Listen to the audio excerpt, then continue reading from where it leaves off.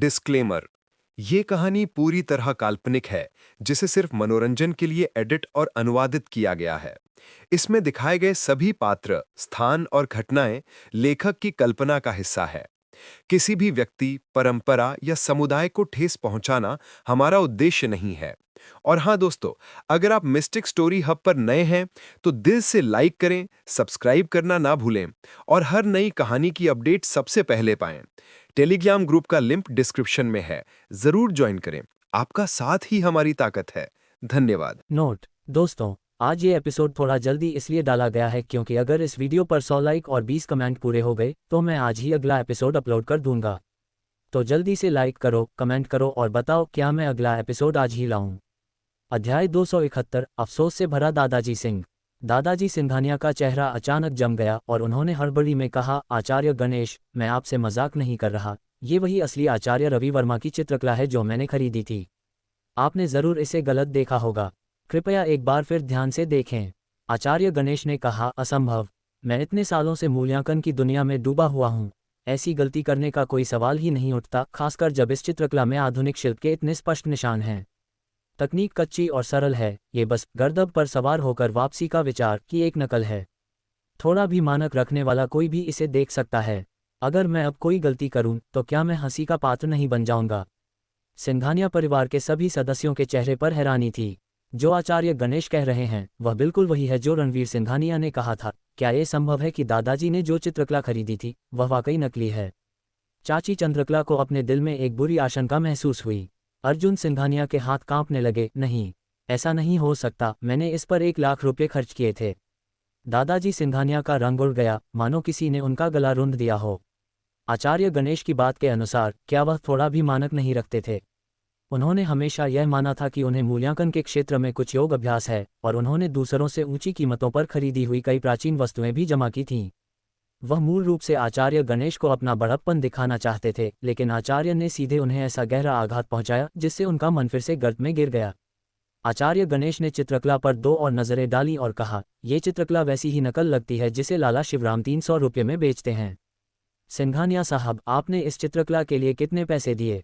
दादाजी सिंघानिया का चेहरा शर्म से लाल था, लेकिन उन्होंने फिर भी दृढ़ता से कहा, 10। 1 लाख। आचार्य गणेश एक पल के लिए स्तब्ध रह गए, फिर तुरंत कुछ सोच में पड़ गए। हालांकि उन्होंने बस मुस्कुरा दिया और सीधे सीधे कुछ नहीं कहा। आखिरकार वह किसी का जन्मदिन मनाने आए थे, न कि उन्हें नीचा दिखाने। अब उन्हें लाला शिवराम की कहानी मजाक के तौर पर सुनाने पर थोड़ा अफसोस हुआ। उन्होंने अपना गला साफ किया और कहा, अच्छा, यह ज्यादा महंगा नहीं है। एक आधुनिक शिल्प के लिए 1 लाख रुपये उचित ही है, मैं मानता हूँ। दादाजी सिंघानिया ने अनुमान लगा लिया कि आचार्य गणेश क्या सोच रहे थे, और वह ये भी जानते थे कि आचार्य गणेश ने यह बात उनकी इज्जत बचाने के लिए कही थी। लेकिन जितना ज्यादा ऐसा था, उतना ही उन्हें ज्यादा शर्मिंदगी महसूस हुई। अर्जुन सिंघानिया ने लगभग खुलेआम गाली दी, ये सोचते हुए, अगर आपको पता था कि यह नकल है तो आपने मुझसे इसे खरीदने के लिए क्यों कहा? आपने मुझसे 300 रुपये की चीज़ पर 1 लाख खर्च करवा दिए। वह पैसा मैंने लंबे समय से बचा कर रखा था। आचार्य गणेश ने मुस्कुराते हुए बात आगे बढ़ाई, हमेशा यह महसूस करते हुए कि आंगन का माहौल अजीब हो गया था। शर्मिंदगी से बचने के लिए उन्होंने चारों ओर देखा, ये सोचते हुए कि विषय कैसे बदला जाए। तभी उनकी नज़र जमीन पर पड़ी। गर्दभ पर सवार होकर वापसी का विचार चित्रकला पर पड़ी, जो 2 हिस्सों में फटी हुई थी, और उनका चेहरा जम गया। दादाजी सिंघानिया ने मुस्कुराते हुए कहा, वह भी एक नकल है, और जो मैंने खरीदी थी उससे भी बदतर है। आचार्य गणेश, आपको इसे देखने की जरूरत नहीं है। आचार्य गणेश ने उनकी बात नहीं सुनी और तेजी से पास गए, चित्रकला उठाए और ध्यान से देखने लगे। दादाजी सिंघानिया पूरी तरह भ्रमित थे और बोले, आचार्य गणेश, वह चित्रकला मेरे परिवार के एक अज्ञानी छोटे सदस्य द्वारा लाई गई थी। ये पूरी तरह से नकली है, बिना किसी ईमानदारी के। इसे देखने की परेशानी क्यों कर रहे हैं? सब हैरान रह गए। दादाजी सिंघानिया की आंखें फटी रह गईं और उन्होंने अविश्वास में पूछा, आचार्य गणेश, आपने क्या कहा? ये चित्रकला एक असली कृति है।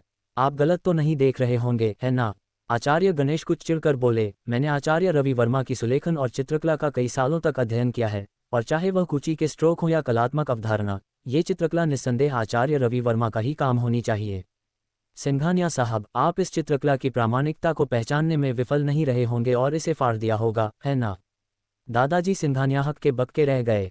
अर्जुन सिंघानिया और चाची चंद्रकला भी हक्के बक्के रह गए। सिंघानिया परिवार के सभी सदस्य हक के बक्के रह गए।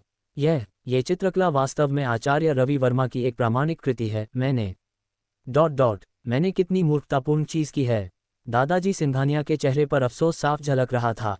रणवीर सिंघानिया की खरीदी हुई चीज आचार्य रवि वर्मा की असली कृति निकली। ये कैसे संभव है? अर्जुन सिंघानिया को इस पर विश्वास करना मुश्किल हो गया। चाची चंद्रकला का चेहरा उदासी से भरा था। रणवीर सिंघानिया, वह नासमझ, वह 3 करोड़ रुपए की चित्रकला थी। उसने इसे कैसे फाड़ दिया? यह मुझे सचमुच क्रोधित करता है। दादाजी सिंघानिया के चेहरे पर बदलते भावों का मिश्रण था। रणवीर सिंघानिया की बातों पर विश्वास न करने का गहरा अफसोस था, लेकिन रणवीर सिंघानिया द्वारा चित्रकला फाड़ने का तरीका याद करके वह फिर से चिढ़ गए। रणवीर सिंघानिया गुस्ताख हो गया है। मुझे कुछ नहीं समझता, इतनी कीमती चित्रकला मेरे सामने फाड़ दी। क्या वह मुझे चुनौती देने की कोशिश कर रहा है? आखिरकार ये तो बस एक चित्रकला है। सिंघानिया परिवार को इसकी जरा भी परवाह नहीं। एक बार जब सिंघानिया परिवार आर्यांशु फॉर्मा के साथ सफलतापूर्वक साझेदारी कर लेता है, तो मैं ऐसी जितनी चाहूं उतनी चित्रकलाएं रख सकता हूं, तो मुझे उस लड़के के रवैये की परवाह क्यों करनी चाहिए? दादाजी सिंघानिया ने गहरी सांस ली और आचार्य गणेश की ओर देखते हुए कहा, ये चित्रकला सिंघानिया परिवार के एक विद्रोही बेटे द्वारा फाड़ दी गई थी। ऐसा खजाना, फिर भी उसने इसे टुकड़ों में फाड़ दिया, जो सचमुच हमारी भारत की सांस्कृतिक विरासत का अनादर है, घोर निंदनीय। इसीलिए मैंने उसे सिंघानिया परिवार से बेदखल कर दिया है, ताकि उससे अपना पल्ला झाड़ लिया जाए। आचार्य गणेश, इस बारे में बात न करें। क्या आपने सुना है कि आर्यांशु फॉर्मा शांतिनगर में एक शाखा खोलने जा रही है? सिंघानिया परिवार पहले ही उनके साथ साझेदारी के लिए प्रतिस्पर्धा करने की योजना बना रहा है। रणवीर सिंघानिया और मां सुलोचना एक साथ विला लौट आए। मां सुलोचना ने आह भरकर कहा, अब सिंघानिया परिवार ने हमसे पूरी तरह से संबंध तोड़ लिए हैं। मुझे नहीं पता कि तुम्हारे पिताजी को ये पता चलेगा तो क्या वह दुखी होंगे। रणवीर सिंघानिया ने मुस्कुराते हुए कहा, मां, अगर हमें बदलाव करने हैं तो कुछ बलिदान देने होंगे। आप अच्छी तरह जानती हैं कि दादाजी और अर्जुन सिंघानिया के परिवार ने हमारे साथ कैसा व्यवहार किया। चूंकि वे भावुक नहीं हैं, तो हमें उनके साथ शिष्ट होने की जरूरत नहीं है। पिताजी को पता चलेगा तो वह निश्चित रूप से मेरे इस दृष्टिकोण से सहमत होंगे।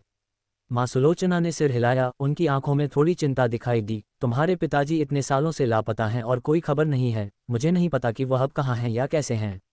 रणवीर सिंघानिया अपने पिताजी द्वारा छोड़ी गई यादों के बारे में सोचकर भावुक हुए बिना नहीं रह पाए। फिर कहा, चिंता मत करो माँ, पिताजी कोई साधारण व्यक्ति नहीं हैं। वह जहाँ भी होंगे नाम कमा सकते हैं, और मैं आपसे वादा करता हूँ मैं उन्हें निश्चित रूप से ढूंढूंगा और भविष्य में वापस लाऊंगा। समय पंख लगाकर उड़ गया और जल्द ही आर्यांशु फॉर्मा के शाखा कार्यालय के संवाददाता सम्मेलन का दिन आ गया।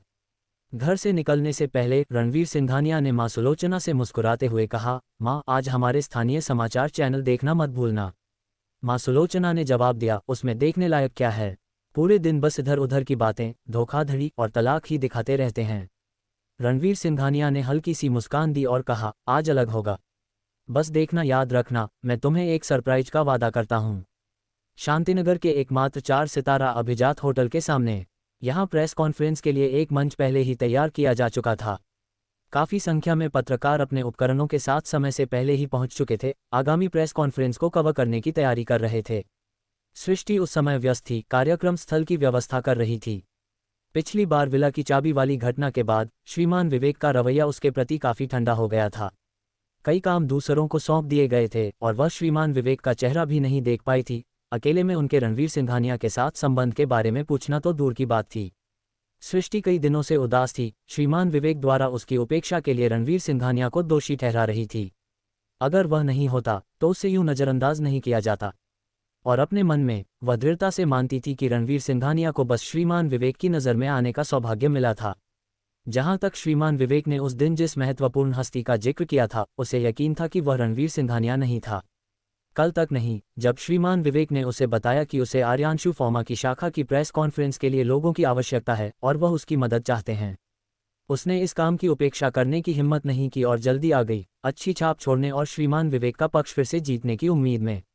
इन पिछले कुछ दिनों में आर्यांशु फॉर्मा की शाखा के बारे में खबर पूरे शांतिनगर में फैल गई थी, जिससे काफ़ी हलचल मच गई थी। उसने खुद भी आर्यांशु फॉर्मा के बारे में और जानने की पहल की और पाया कि यह प्रांतीय नगर की एक विशाल कंपनी थी जिसका पर्याप्त प्रभाव था। इसके अलावा अफवाहें थीं कि कंपनी का पीछे का मालिक बहुत युवा था, केवल 26 या 27 साल का। काश मैं आर्यांशु फॉर्मा के इस मालिक की नज़र में आ पाती तो मुझे भविष्य में श्रीमान विवेक के मिजाज का ख्याल नहीं रखना पड़ता, सृष्टि ने खुद से कहा। उसी क्षण रणवीर सिंघानिया और राहुल कार्यक्रम स्थल पर पहुंचे। रणवीर सिंघानिया ने मुस्कुराते हुए कहा, अगर मैं तुम्हें पहले ही बता देता तो सरप्राइज नहीं रहता। सृष्टि ने उन दोनों को देखा, एक पल के लिए रुकी, फिर अपना सिर ऊंचा करके उनके पास गई और पूछा, तुम दोनों यहाँ क्या कर रहे हो? रणवीर सिंघानिया ने मुस्कुराते हुए उसकी ओर देखा और जवाब दिया, क्यों? हम यहाँ नहीं हो सकते क्या? रणवीर सिंघानिया ने आह भरकर कहा, क्या तुम मुझे हर बार देखते ही किसी बड़े अधिकारी की तरह डांटना बंद नहीं कर सकती? सृष्टि ने नाक से कुर्री, मैं एक दोस्त के रूप में ऐसा कर रही हूँ, तुम्हें वास्तविकता दिखाने में मदद कर रही हूँ। अगर कोई और होता तो मैं परवाह भी नहीं करती।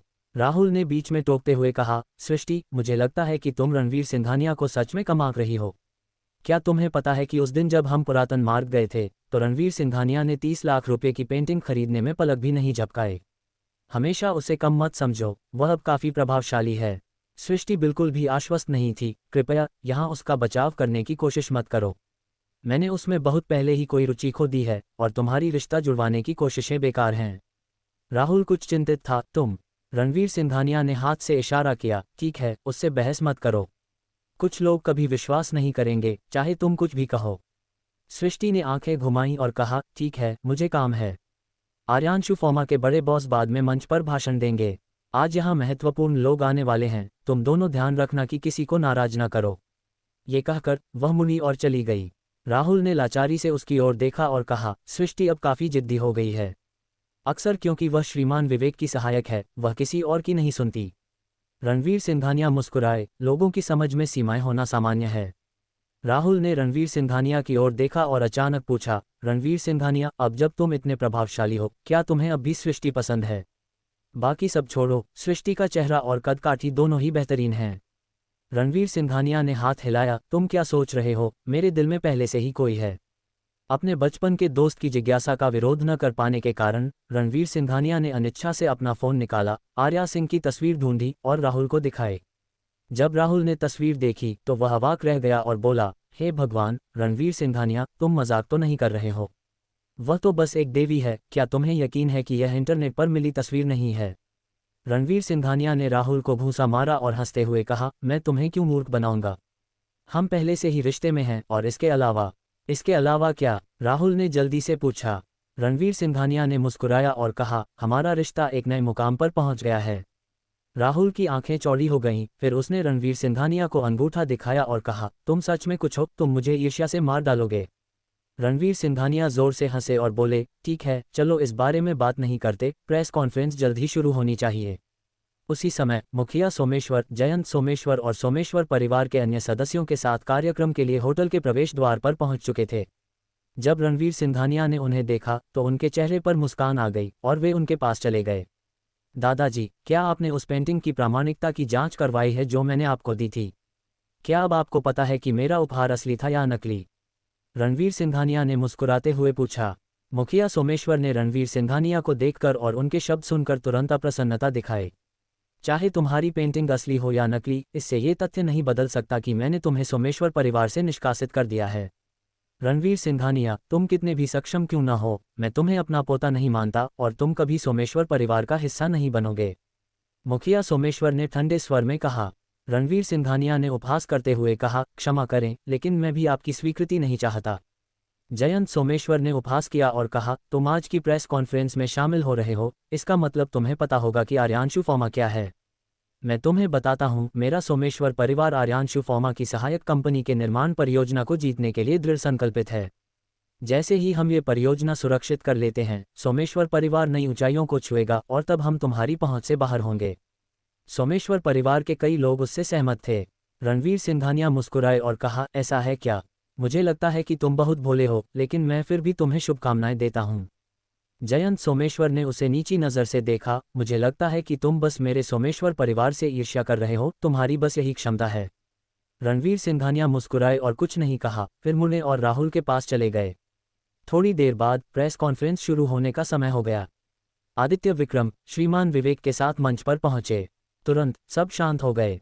आदित्य विक्रम ने भीड़ पर नजर डाली, रणवीर सिंघानिया को देखने के बाद थोड़ा सिर हिलाया और फिर माइक्रोफोन के माध्यम से आर्यांशु फॉर्मा का परिचय दिया। इस प्रक्रिया में एक काफी औपचारिक भाषण दिया।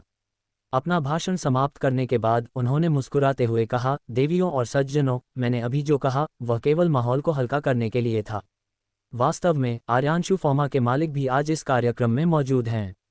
आइए उनका मंच पर स्वागत करें ताकि वे कुछ शब्द कहें। दिया श्रीमान विवेक के पीछे सम्मानपूर्वक खड़ी थी। आदित्य विक्रम के शब्द सुनकर वह घबरा उठी और जल्दी से अपने बाल ठीक करने लगी। सोमेश्वर परिवार के सदस्यों ने भी अपनी मुद्राएं सीधी कर लीं। मुखिया सोमेश्वर ने अपनी छड़ी कसकर पकड़ी हुई थी और कहा, मुझे नहीं पता कि आर्यांशु फॉर्मा के मालिक से बात करना आसान है या नहीं, लेकिन तार्किक रूप से कहें तो शांतिनगर में केवल हमारे सोमेश्वर परिवार में ही इस परियोजना को हाथ में लेने की क्षमता है।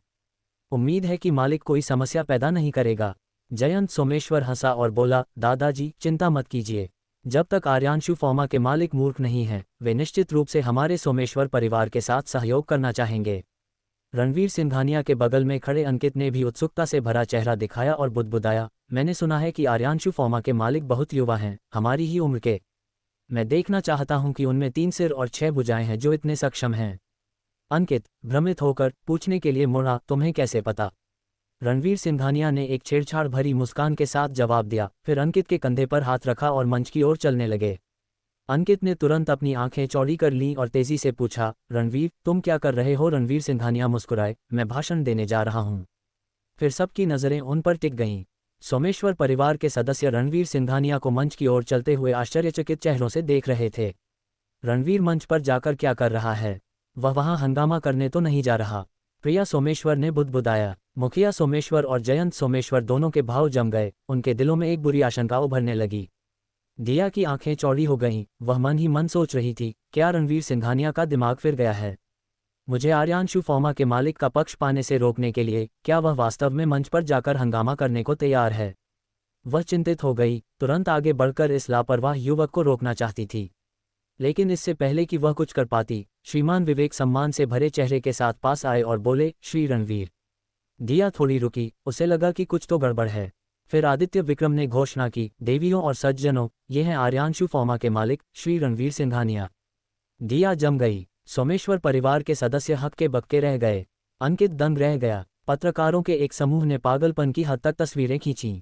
पूर्णिमा होटल के अंदर ममता देवी टीवी पर चल रही खबर देख रही थी और जब उन्होंने रणवीर सिंघानिया को मंच पर चलते हुए और आदित्य विक्रम द्वारा परिचय कराते हुए देखा तो उन्होंने तुरंत अपना मुंह ढक लिया। उनकी आंखों में आंसू भर आए। रणवीर आर्यांशु फॉर्मा का मालिक है। रणवीर सिंघानिया मंच के पास पहुंचे और कमरे का जायजा लिया। सभी की प्रतिक्रियाएं देखकर उनके होठों पर एक हल्की मुस्कान आ गई। फिर उन्होंने अपना भाषण शुरू किया, जो ज्यादातर औपचारिकता ही थी। रणवीर आर्यांशु फॉर्मा का मालिक है, यह असंभव है, यह असंभव है। मुखिया सोमेश्वर का चेहरा अविश्वास से भर गया था, उनकी आवाज कांप रही थी।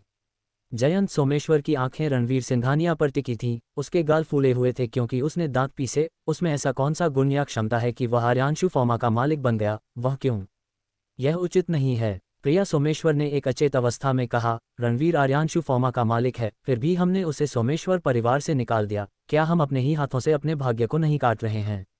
दिया का दिमाग सुन्न हो गया। वह खुद से बुदबुदा रही थी, रणवीर आर्यांशु फॉर्मा का मालिक है। उसने जो कुछ भी कहा वह सच था, जो कुछ भी कहा वह सच था। अपना भाषण समाप्त करने के बाद रणवीर सिंघानिया ने उदासीनता से कहा, देवियों और सज्जनों, आप अब स्वागत समारोह के लिए होटल के स्वागत कक्ष में जा सकते हैं। मैंने सभी का स्वागत करने के लिए कुछ भोजन और पेय की व्यवस्था की है। थोड़ी देर में मैं स्वागत समारोह में सहायक कंपनी के सहयोग के बारे में कुछ मामलों की घोषणा करूंगा। ये कहकर रणवीर सिंघानिया आदित्य विक्रम और श्रीमान विवेक के साथ होटल के अंदर चले गए। ये देखकर भीड़ तुरंत पीछे चल पड़ी। कई लोग जिन्होंने मुखिया सोमेश्वर को पहचाना था, मुस्कुराते हुए उनसे बात करने आए। मुखिया सोमेश्वर, ये रणवीर सिंघानिया आपके सोमेश्वर परिवार का ही एक युवा सदस्य होगा, है ना? आपका सोमेश्वर परिवार वास्तव में दुर्जय है जिसने एक महान वीर को जन्म दिया है। अब से आपका सोमेश्वर परिवार शायद श्रीमान विवेक के बराबर खड़ा हो सकता है। निस्संदेह आपके सोमेश्वर परिवार को वास्तव में खजाना हाथ लगा है। ये सोचना कि आपके बीच ऐसा महत्वपूर्ण मालिक है, मुखिया सोमेश्वर खुशी से झूम उठे होंगे। सोमेश्वर परिवार के सदस्यों को ये शब्द काफी शर्मनाक लगे। उनके पास दूसरों को ये बताने की हिम्मत नहीं थी कि रणवीर सिंघानिया को वास्तव में सोमेश्वर परिवार से बेदखल कर दिया गया था। प्रिया सोमेश्वर ने मुखिया सोमेश्वर की ओर एक उदास चेहरे के साथ देखा और पूछा, मुखिया जी, क्या हमें अभी भी अंदर जाना चाहिए? मुखिया सोमेश्वर ने अपनी आंखें सिकुड़ी। उनके हाथ छड़ी को कसकर पकड़े हुए थे और एक गहरी सांस लेने के बाद उन्होंने कहा, अंदर जाओ, क्यों नहीं? रणवीर सोमेश्वर परिवार का सदस्य है, मेरा पोता है। क्या वह हमारे सोमेश्वर परिवार का समर्थन करने के लिए शांतिनगर में एक सहायक कंपनी नहीं खोल रहा है? हर हिसाब से उसे यह परियोजना हमारे सोमेश्वर परिवार को सौंपनी चाहिए। जयंत सोमेश्वर ने दोहराया, बिल्कुल। उसका दर्जा कुछ भी हो, वह हमेशा हमारे दादाजी का कनिष्ठ रहेगा और उस रिश्ते को मिटाया नहीं जा सकता। अगर वह हमें ये परियोजना नहीं देता है तो उसे दूसरों द्वारा उसकी निष्ठा पर सवाल उठाने के लिए तैयार रहना चाहिए। आसपास की भीड़ ने ईर्ष्या के भाव दिखाए। जैसा कि कहा जाता है, जब एक व्यक्ति का भाग्य चमकता है तो उसके आसपास के लोग भी लाभान्वित होते हैं। इस बार सोमेश्वर परिवार ने बड़ी सफलता हासिल की है। आर्यांशु फार्मा की सहायक कंपनी की परियोजना निश्चित रूप से सोमेश्वर परिवार के लिए तय है। हाँ, मुझे लगता है कि हमें अपने प्रयास बर्बाद नहीं करने चाहिए। चाहे कुछ भी हो जाए, हम सोमेश्वर परिवार के खिलाफ खड़े नहीं हो सकते। लेकिन फिर रणवीर सिंघानिया ने ठंडी, बर्फीली आवाज में कहा, ये परियोजना सोमेश्वर परिवार को दून। तुम्हें इतनी हिम्मत कहाँ से मिली ऐसी बात कहने की? भीड़ तुरंत दंग रह गई। रणवीर सिंघानिया का सोमेश्वर परिवार के प्रति ऐसा रवैया पूरी तरह अप्रत्याशित था। प्रिया सोमेश्वर आगे बढ़ी और बोली, रणवीर सिंघानिया, आपका ऐसा कहना ठीक नहीं है। आप सोमेश्वर परिवार के सदस्य हैं और अब जब आपने इतनी तरक्की की है तो क्या आपको अपने परिवार की मदद नहीं करनी चाहिए?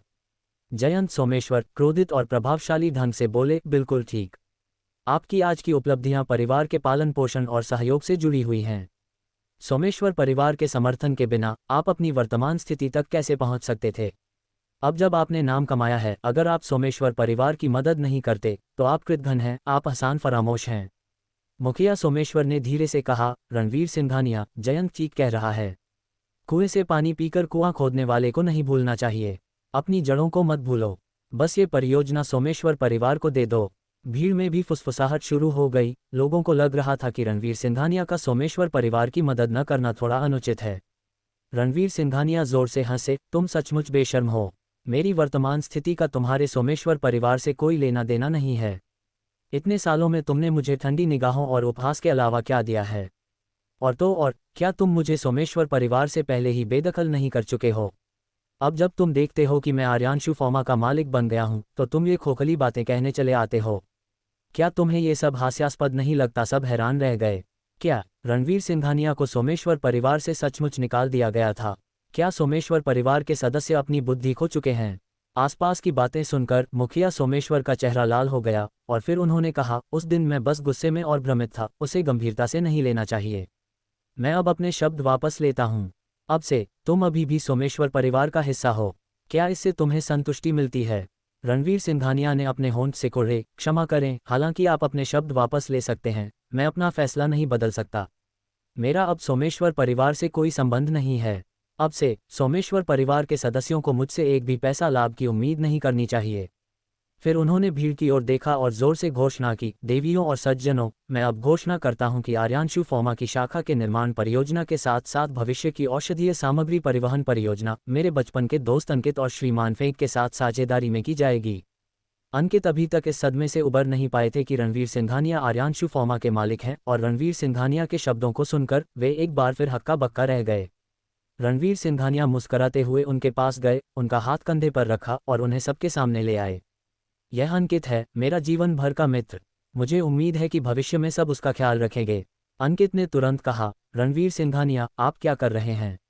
मैं इतनी बड़ी परियोजना को संभाल नहीं सकता और एक परिवहन व्यवसाय चलाने वाले के तौर पर मैं एक निर्माण परियोजना को कैसे संभाल सकता हूं? रणवीर सिंघानिया मुस्कुराए और बोले, आपको विनम्र होने की आवश्यकता नहीं है। भले ही आप अभी बहुत अच्छा नहीं कर रहे हैं, लेकिन आप में क्षमता है। जहां तक परियोजनाओं की बात है, श्रीमान फेंग आपकी मदद करेंगे, इसलिए आपको उसकी चिंता करने की जरूरत नहीं है। लेकिन अंकित अभी भी थोड़े अभिभूत थे। रणवीर सिंघानिया ने कहा, बहुत हुआ, अब कोई लेकिन नहीं। ये वह सरप्राइज है जो मैंने तुम्हारे लिए तैयार किया है। अब और मना मत करना। अंकित विभिन्न भावनाओं से भर गए, जो सब कृतज्ञता में बदल गईं और उनकी आंखों में उमड़ पड़ीं। वह अपनी क्षमताओं के बारे में काफी स्पष्ट थे। ऐसा करके रणवीर सिंघानिया सिर्फ उनकी मदद नहीं कर रहे थे बल्कि सीधे उन्हें आसमान छूने का अवसर दे रहे थे। वह भावुक क्यों न होते। रणवीर सिंघानिया, धन्यवाद। अंकित ने अपने आंसू पोंछे। उन्होंने कभी नहीं सोचा था कि वे, जिन्होंने एक साधारण जीवन जिया था, अपने जीवन में ऐसा महत्वपूर्ण मोड़ देखेंगे। रणवीर सिंघानिया बस मुस्कुराए और बोले, हम सब भाई हैं, धन्यवाद की कोई जरूरत नहीं। मुखिया सोमेश्वर ने देखा कि रणवीर सिंघानिया परियोजना अंकित को दे रहे हैं और कठोर भाव से बोले, रणवीर सिंघानिया, तुम अपने सोमेश्वर परिवार के बजाय किसी बाहरी व्यक्ति की मदद करोगे? क्या तुम्हारा ज़मीर मर गया है? रणवीर सिंघानिया ने उपहास किया। अंकित मेरा भाई है, जबकि सोमेश्वर परिवार मेरे लिए बाहरी है। मेरा ज़मीर बिल्कुल ठीक है।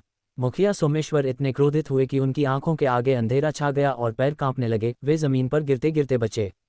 जयंत सोमेश्वर ने तुरंत उन्हें पकड़ा और दांत पीसते हुए रणवीर सिंघानिया को घूरते हुए चिल्लाया, रणवीर सिंघानिया, तुम कृतघ्न नीच! इतने सारे लोगों के सामने तुमने परिवार के प्रति ऐसा विश्वासघात किया है। तुम निश्चित रूप से पूरे शांतिनगर में उपहास का पात्र बनोगे। उन्होंने अपना सिर घुमाया और चिल्लाए, रणवीर सिंघानिया कृतघ्न और एक पूर्ण धूर्त है। हम शांतिनगर में ऐसे लोगों का स्वागत नहीं करते। क्या आप सभी सहमत नहीं हैं? उस क्षण कमरे में सन्नाटा छा गया। एक भी व्यक्ति ने जयंत सोमेश्वर के शब्दों का समर्थन नहीं किया। जयंत सोमेश्वर की बोलती बंद हो गई और वे शर्म से पानी पानी हो गए। भीड़ ने एक के बाद एक सहमति व्यक्त की और कहा कि वे सोमेश्वर परिवार के साथ अब और सहयोग नहीं करेंगे। जयंत सोमेश्वर की हिम्मत पस्त हो गई। उन्होंने उम्मीद नहीं की थी कि उनके शब्दों से सोमेश्वर परिवार एक लक्ष्य बन जाएगा, और अब उन्होंने न केवल आर्यांशु फॉर्मा परियोजना खो दी थी, बल्कि इतने सारे लोगों के विरोध का भी सामना करना पड़ा था। सोमेश्वर परिवार को अब से शांतिनगर में संघर्ष करना पड़ेगा। गुस्से में मुखिया सोमेश्वर ने जयंत सोमेश्वर को घूरा और दहाड़ते हुए कहा, तुम बेवकूफ़, क्या तुम यहाँ हंगामा करना बंद नहीं कर सकते? जयंत सोमेश्वर ने अपनी गर्दन सिकोड़ ली और आगे कुछ भी बोलने की हिम्मत नहीं की। उन्होंने रणवीर सिंघानिया पर तीखी नज़र बनाए रखी और द्वेषपूर्ण ढंग से सोचा, कमबख्त नीच, बॉस होने पर इतना गर्व करने की क्या बात है? मैं इतना युवा हूँ और मैं पहले ही जिला प्रमुख का सहायक बन चुका हूँ। कुछ सालों में मैं लगातार उन्नति करूंगा। अगर मैं भाग्यशाली रहा तो मुझे प्रांत में भी कोई पद मिल सकता है। तब तक तुम मेरी नज़रों में केवल एक व्यवसायी रहोगे, कोई ऐसा व्यक्ति जो मुझसे मदद मांगने आएगा। उसी समय जिला प्रमुख सत्येंद्र सिंघानिया होटल में जल्दी से दाखिल हुए। वे रणवीर सिंघानिया के पास क्षमाप्रार्थी चेहरे के साथ पहुंचे और बोले, श्री रणवीर, मुझे सचमुच खेद है। मैं काम में व्यस्त था और अभी अभी सम्मेलन में शामिल होने के लिए समय पर समाप्त कर पाया। कृपया मुझे क्षमा करें, श्री रणवीर। रणवीर सिंघानिया मुस्कुराए और जवाब दिया, जिला प्रमुख सत्येंद्र सिंह, आप बहुत विनम्र हैं। लोगों के लिए कड़ी मेहनत करना आपका कर्तव्य है। सत्येंद्र सिंघानिया जोर से हंसे और दूर खड़े जयंत सोमेश्वर की ओर देखा, जो अपने भविष्य के सपने देख रहे थे। उनकी आंखें चमक उठीं और उन्होंने आवाज़ लगाई, जयंत, इधर आओ। जिला प्रमुख को उन्हें बुलाते हुए देखकर जयंत सोमेश्वर ने बिना किसी देरी के जल्दी से कदम बढ़ाए और सम्मानपूर्वक कहा, जिला प्रमुख सत्येंद्र सिंह। सत्येंद्र सिंघानिया ने मुस्कुराते हुए कहा, जयंत, तुम कड़ी मेहनत करते हो और स्वेच्छा से काम करते हो और तुम्हारी क्षमताएं भी ठीक ठाक हैं। इसीलिए मैं तुम्हें असाधारण रूप से पदोन्नत करने की योजना बना रहा हूँ। जयंत सोमेश्वर का चेहरा तुरंत उत्साह से चमक उठा, ये सोचते हुए कि पदोन्नति के उनके सपने इतनी जल्दी पूरे हो रहे थे। उन्होंने तुरंत कृतज्ञता व्यक्त की, धन्यवाद जिला प्रमुख, आपकी पहचान के लिए। मैं निश्चित रूप से और भी कड़ी मेहनत करूंगा और आपको निराश नहीं करूंगा। सत्येंद्र सिंघानिया मुस्कुराए और बोले, तुम्हें श्री रणवीर को धन्यवाद देना चाहिए। मुझे आज ही पता चला कि तुम वास्तव में श्री रणवीर के चचेरे भाई हो। श्री रणवीर का मान रखते हुए निश्चित रूप से मैं तुम्हारे साथ अन्याय नहीं करूंगा। जयंत सोमेश्वर के चेहरे पर भाव जम गए। पास खड़े रणवीर सिंघानिया हंसे और बोले, जिला प्रमुख सत्येंद्र सिंह, आप गलती कर रहे हैं। ये मेरे चचेरे भाई नहीं हैं, मेरा इनसे कोई संबंध नहीं है। जिला प्रमुख सत्येंद्र सिंघानिया ने अपनी भौहें सिकुड़ी और सवाल किया, श्रीमान रणवीर, क्या आप सोमेश्वर परिवार के सदस्य नहीं हैं? मैंने सुना था कि आप सोमेश्वर परिवार के मुखिया के पोते हैं, तो इस हिसाब से जयंत सोमेश्वर आपके चचेरे भाई हुए। रणवीर सिंघानिया ने जवाब दिया, ऐसा पहले था, लेकिन मुझे सोमेश्वर परिवार से निष्कासित कर दिया गया है, इसलिए अब मेरा सोमेश्वर परिवार से कोई लेना देना नहीं है। जिला प्रमुख सत्येंद्र सिंघानिया ने आश्चर्य से कहा, क्या सोमेश्वर परिवार से निष्कासित? क्या सोमेश्वर परिवार के सदस्यों ने अपनी बुद्धि खो दी है? जयंत सोमेश्वर का चेहरा पीला पड़ गया और हिम्मत जुटाकर उसने कहा, जिला प्रमुख सत्येंद्र सिंह, रणवीर सिंघानिया को सोमेश्वर परिवार से इसलिए निष्कासित किया गया क्योंकि उसने खुद ही मुसीबत मोल ली थी। जैसा कि आपने पहले उल्लेख किया था, मेरी योग्यता असाधारण है, इसलिए मेरी पदोन्नति का रणवीर सिंघानिया के चेहरे से कोई लेना देना नहीं है। मैं निश्चित रूप से भविष्य में आपको अपनी क्षमताएं साबित करूंगा। जिला प्रमुख सत्येंद्र सिंघानिया विचारमग्न दिखे और फिर बोले, जयंत सोमेश्वर, सावधानीपूर्वक विचार करने के बाद मैंने तुम्हें एक नई नौकरी सौंपने का फैसला किया है। जयंत सोमेश्वर पदोन्नति की संभावना से चमक उठा और तुरंत बोला, जिला प्रमुख, आप मुझे जो भी पद सौंपेंगे, मैं उसमें अपना पूरा दिल लगा दूंगा और अपने कर्तव्यों को अच्छी तरह निभाऊंगा। जिला प्रमुख सत्येंद्र सिंघानिया ने सिर हिलाया और कहा, यह सुनकर मुझे राहत मिली। मेरा ड्राइवर राजेश जल्द ही अपने गांव लौट रहा है और मुझे एक नए ड्राइवर की ज़रूरत है। आज से तुम मेरे सारथी बनोगे। जयंत सोमेश्वर भौंचक्का रह गया और होश में आने के बाद तुरंत पूछा, जिला प्रमुख, आपने कहा था कि आप तो। जिला प्रमुख सत्येंद्र सिंघानिया ने उसे बीच में ही टोक दिया, क्या तुम अनिच्छुक हो? सच कहूं तो जयंत सोमेश्वर, तुम्हारी क्षमताएं काफ़ी साधारण हैं, तुम छोटे मोटे मामलों को भी संभालने में संघर्ष करते हो। मैं तुम्हें नौकरी से निकालने पर विचार कर रहा था, लेकिन मैंने सोचा कि तुम मेरे लिए कई सालों से काम कर रहे हो और इसलिए तुम्हें ड्राइवर की नौकरी की पेशकश की। अगर तुम यह नहीं चाहते तो कोई बात नहीं, तुम बाद में मुझे बस एक त्यागपत्र लिख देना। जयंत सोमेश्वर तुरंत घबरा गया, जल्दी से बोला, मैं तैयार हूँ, मैं तैयार हूँ। जिला प्रमुख के सारथी के रूप में सेवा करना मेरे लिए सम्मान की बात होगी। जिला प्रमुख सत्येंद्र सिंघानिया ने सिर हिलाया, ठीक है, तो ये तय हो गया। अब तुम जा सकते हो। एक सारथी ऐसी जगहों पर शोभा नहीं देता। मुझे श्रीमान रणवीर से कुछ बातें करनी हैं। जयंत सोमेश्वर ने रणवीर सिंघानिया की ओर देखा, उसकी आंखों में द्वेष भरा था और उसने मन ही मन दहाड़ा, रणवीर सिंघानिया, उस नामुराद ने मेरा भविष्य बर्बाद कर दिया, तुम्हारी अच्छी मौत नहीं होगी। रणवीर सिंघानिया ने मुस्कुराते हुए जयंत सोमेश्वर पर एक नज़र डाली, फिर उस पर और ध्यान नहीं दिया और जिला प्रमुख सत्येंद्र सिंह, श्रीमान फेंग, आदित्य विक्रम और अंकित के साथ मिलकर शाखा कंपनी के मामले पर चर्चा करने के लिए अंदर चले गए। प्रिया सोमेश्वर दौड़कर जयंत सोमेश्वर के पास आई, चिंतित होकर पूछा, जयंत सोमेश्वर, क्या जिला प्रमुख ने अभी अभी कहा कि वह तुम्हें ड्राइवर बनाना चाहते हैं? जयंत सोमेश्वर ने अपने दांत भींचे और सिर झुकाकर हाँ में जवाब दिया। तुम पहले सहायक थे, अब तुम ड्राइवर बन गए हो। एक ड्राइवर का एक महीने का वेतन कितना होता है? प्रिया सोमेश्वर ने पूछा। जयंत सोमेश्वर ने उदास होकर जवाब दिया, 3,000। प्रिया सोमेश्वर तुरंत चिल्लाई, हे मेरी प्यारी माँ, 3,000 रुपये महीने से तो घर की किस्त भी नहीं भरी जा सकती। हम कैसे जिएंगे? जयंत सोमेश्वर ने कहा, ये सब उस मनहूस रणवीर सिंघानिया की वजह से है। अगर वह न होता तो जिला प्रमुख मेरे साथ ऐसा व्यवहार नहीं करते। हमें उसे परिवार के बदनामी के खंभे पर लटका देना चाहिए था। इसी क्षण सोमेश्वर परिवार के एक सदस्य ने कहा, यहाँ तमाशा करना बंद करो। तुम्हारी इस गिरी हुई हालत का कारण, यहाँ तक कि सोमेश्वर परिवार की भी इस हालत का कारण, तुम्हारे रणवीर सिंघानिया के खिलाफ लिए गए बेवकूफ़ी भरे फैसले हैं। अगर तुमने रणवीर सिंघानिया के साथ पंगा न लिया होता तो सोमेश्वर परिवार ही अब आर्यांशु फौमा के साथ सहयोग कर रहा होता। सोमेश्वर परिवार के कई सदस्यों ने सहमति में सिर हिलाया। जयंत सोमेश्वर की आंखें अविश्वास से चौड़ी हो गईं। तुम्हारी इतनी हिम्मत कि मुझसे ऐसे बात करो? जयंत सोमेश्वर हताशा से भर गया, उसकी मुट्ठियां कांप रही थीं, लेकिन अंत में वह केवल एक शक्तिहीन आह भर सका और जाने के लिए मुड़ गया। काफ़ी समय बीतने के बाद रणवीर सिंघानिया ने जिला प्रमुख सत्येंद्र सिंघानिया और अन्य लोगों के साथ चर्चा समाप्त की और फिर से होटल के स्वागत कक्ष में प्रवेश किया। दिया उनके निकलने के स्थान पर खड़ी थी, रणवीर सिंघानिया को जटिल निगाहों से देख रही थी। अंकित खुशी से चमक रहा था और दिया से हंसते हुए बोला, दिया, मैंने तुमसे कहा था कि रणवीर सिंघानिया प्रभावशाली हैं। अब तुम्हें विश्वास हो गया ना? दिया, उसका चेहरा शर्म से लाल हो रहा था, फिर बोली, रणवीर सिंघानिया, मुझे खेद है, मैं अहंकारी थी और तुम्हें गलत समझा। रणवीर सिंघानिया मुस्कुराए, कोई बात नहीं, हम सब पुराने सहपाठी हैं, अगर मैं इस पर इतना बवाल करता तो छोटा दिल का लगता। फिर उसने श्रीमान फेंक की ओर मुड़कर कहा, श्रीमान फेंक, दिया मेरी पुरानी सहपाठी है, कृपया भविष्य में उनका अच्छे से ध्यान रखिएगा। दिया कुछ और कहना चाहती थी। रणवीर सिंघानिया, मैं। रणवीर सिंघानिया ने हाथ हिलाया, ठीक है, मुझे कुछ काम है, समय मिलने पर संपर्क करेंगे। ये कहकर वह होटल की ओर बढ़ गया। दिया रणवीर सिंघानिया की दूर जाती हुई आकृति को देखती रही, अपने होठों को कसकर काट रही थी।